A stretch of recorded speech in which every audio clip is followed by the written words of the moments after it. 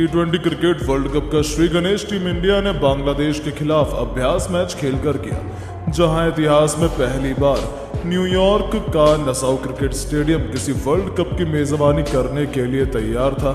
इस रोमांचक मुकाबले में सबसे पहले टॉस के लिए जब सिक्का उछाला गया, तब टॉस के बॉस बने भारतीय कप्तान रोहित शर्मा और उन्होंने टॉस जीतकर अपनी बल्लेबाजी की ताकत को आजमाने के लिए सबसे पहले बैटिंग करने का फैसला किया और फिर भारतीय खिलाड़ियों ने अपने बल्ले से ऐसा गदर मचाया कि इतिहास के पन्नों को पलट कर रख दिया। जी हां, बता दें, इस प्रैक्टिस मुकाबले में हिंदुस्तान की तरफ से गदर मचाने सबसे पहले कप्तान रोहित शर्मा के साथ संजू सैमसन की ओपनिंग जोड़ी मैदान में उतरी, लेकिन जहां एक तरफ फैंस को उम्मीद थी कि चौके छक्कों से आखी आंधी छोटे से स्टेडियम में देखने को मिलेगी, वहीं उम्मीद के विपरीत यहां तेज गेंदबाजों को अच्छी खासी मदद मिल रही थी। नतीजा हुआ कि अपनी नागिन की तरह लहराती हुई गेंद में दूसरा ओवर लेकर आए सौरफुल इस्लाम ने संजू सैमसन को फंसा लिया।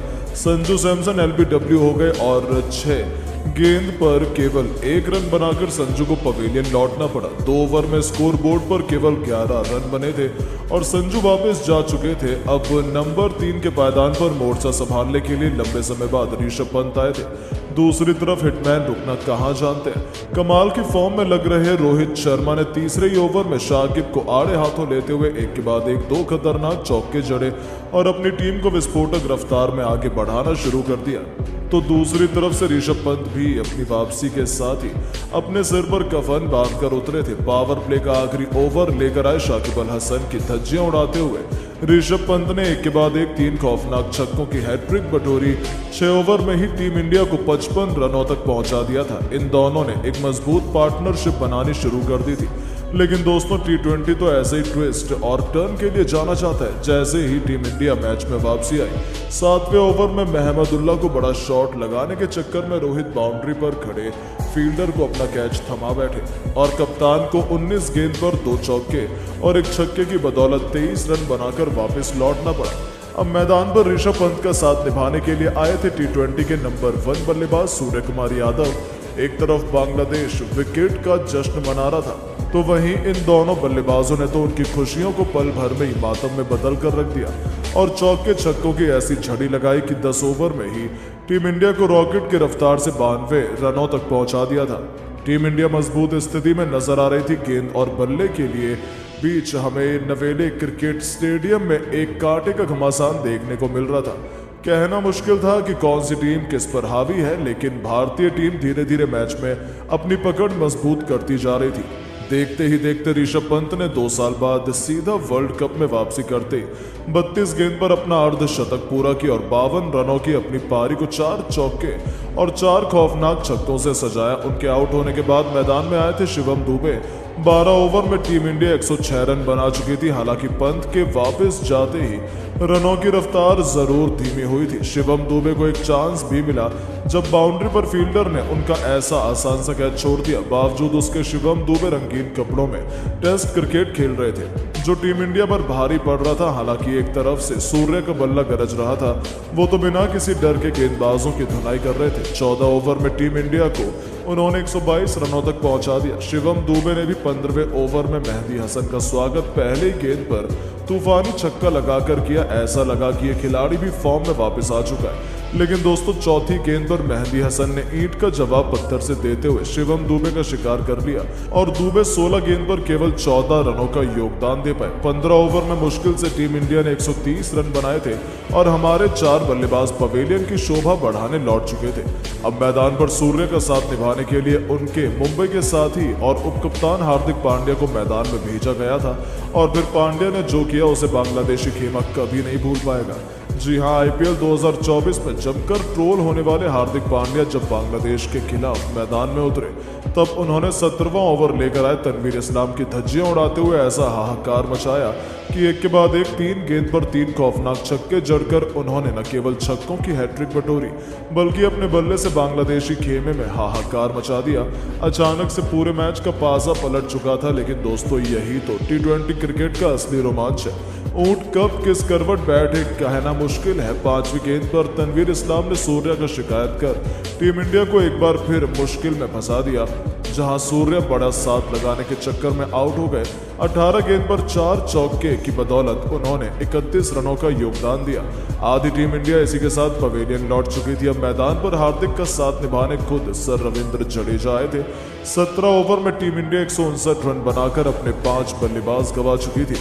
हालांकि हार्दिक लाजवाब फॉर्म में नजर आ रहे थे। 19 ओवर में उन्होंने टीम इंडिया को 175 रनों तक पहुंचाया तो अंतिम ओवर में भी हार्दिक पांड्या ने एक खतरनाक चौका लगाया और 20 ओवर में अपनी विस्फोटक बल्लेबाजी से टीम इंडिया को 182 रनों के मैच विनिंग टोटल तक पहुंचा दिया, जहां अंत तक नाबाद रहते हुए हार्दिक ने 23 गेंद पर 2 चौके और 4 ताबड़तोड़ छक्कों से सजी 40 रनों की बहुमूल्य पारी खेली। वहीं जडेजा ने केवल 4 रनों का योगदान निभाया। अब इस लक्ष्य का पीछा करने के इरादे से बांग्लादेश की तरफ से तनजीद हसन के साथ सौम्य सरकार की खतरनाक जोड़ी मैदान में आई थी, लेकिन राज तो आज टीम इंडिया का होने वाला था। जहां पहला ओवर ही लेकर आए अर्शदीप सिंह ने अपनी जादुई गेंदबाजी से ऐसा तहलका मचाया कि चौथी ही गेंद पर सौम्य सरकार को अपने जाल में फंसा लिया, जिनका विकेट के पीछे ऋषभ पंत ने एक आसान सा कैच लपका और टीम इंडिया को पहली सफलता बहुत जल्द नसीब हो गई। जहां सरकार को खाता भी खोलने का मौका नहीं मिला। उनके आउट होने के बाद मैदान में आए थे बांग्लादेश के सबसे खतरनाक बल्लेबाज लिटन दास, जिन्होंने आधी चौका जड़कर अपना खाता खोला, लेकिन उन्हें अंदाजा भी नहीं था कि ये तो तूफान के पहले की शांति है। अर्शदीप सिंह तो बांग्लादेश को अकेले ही समेटने के इरादे से आए थे। इस बार तीसरा ओवर लेकर आए इस खौफनाक गेंदबाज ने अपनी पहली गेंद पर लिटन दास को चारों खाने चित करते हुए उन्हें क्लीन बोल्ड किया और अपनी टीम को लगातार दूसरी सफलता दिला दी थी। और अकेले ही उन्होंने बांग्लादेश की कमर तोड़ दी। मुश्किल से 2 ओवर में बांग्लादेश 9 रन बना पाई थी और उनके टॉप 2 बल्लेबाज पवेलियन लौट चुके थे। उनके लिए इससे बुरा और क्या हो सकता था। बांग्लादेश की टीम तो वैसे भी मुश्किल में थी, तो बहती गंगा में हाथ धोते हुए मोहम्मद सिराज ने बांग्लादेश को एक और करारा झटका दिया, जब चौथा ओवर लेकर आए सिराज ने संतों का शिकार कर बांग्लादेश को किसी लायक नहीं छोड़ा था। 4 ओवर में मुश्किल से बांग्लादेश 11 रन बना पाई थी और उनके 3 बल्लेबाज पवेलियन की शोभा बढ़ाने लौट चुके थे। अभी भी उनकी जीत की उम्मीदों को जिंदा रखने के इरादे से मैदान पर तनजीद हसन के साथ तौहीद हदोई मैदान में मौजूद थे, लेकिन टीम इंडिया की कातिलाना गेंदबाजी के सामने ऐसा लग रहा था कि वो तो केवल फॉर्मेलिटी कर रहे हैं। सबको लगा कि टीम इंडिया जीत गई है, लेकिन ये दोनों खिलाड़ी हार मानने को तैयार नहीं थे। बावजूद उसके 5 ओवर में बांग्लादेश मुश्किल से केवल 20 रन बना पाई थी। अभी भी जीत के लिए 90 गेंद में 163 रन चाहिए थे और टीम इंडिया की कातिलाना गेंदबाजी के सामने ये कह पाना तो उनके लिए नामुमकिन था। हालांकि बांग्लादेश ने अच्छी लड़ाई लड़ने की कोशिश की, उन्होंने टीम इंडिया को कड़ी टक्कर दी, लेकिन टीम इंडिया उन्हें आसानी से कैसे जीतने देती। और आसानी से भारतीय गेंदबाजों ने अपने कातिलाना गेंदबाजी से ऐसा तहलका मचाया कि देखते ही देखते इस मैच को पूरी तरीके से मुट्ठी में कर लिया और 20 ओवर खत्म होते होते बांग्लादेश की क्रिकेट टीम तो लक्ष्य के आसपास भी नहीं पहुंच पाई और टीम इंडिया ने वर्ल्ड कप के पहले प्रैक्टिस मैच में अपनी जीत का झंडा गाड़कर ऐलान कर दिया कि वो इस बार वर्ल्ड कप जीतने के लिए आए हैं और उन्हें इस जीत को हासिल करने से कोई नहीं रोक सकता है। तो दोस्तों, अब आपको क्या लगता है कि टीम इंडिया के इस बार रोहित शर्मा की कप्तानी में T20 वर्ल्ड कप हिंदुस्तान ला पाएगी या नहीं? अपनी कीमती राय नीचे कमेंट बॉक्स में जरूर बताएं और ऐसे ही शानदार खबरों के लिए चैनल को सब्सक्राइब जरूर करें। धन्यवाद।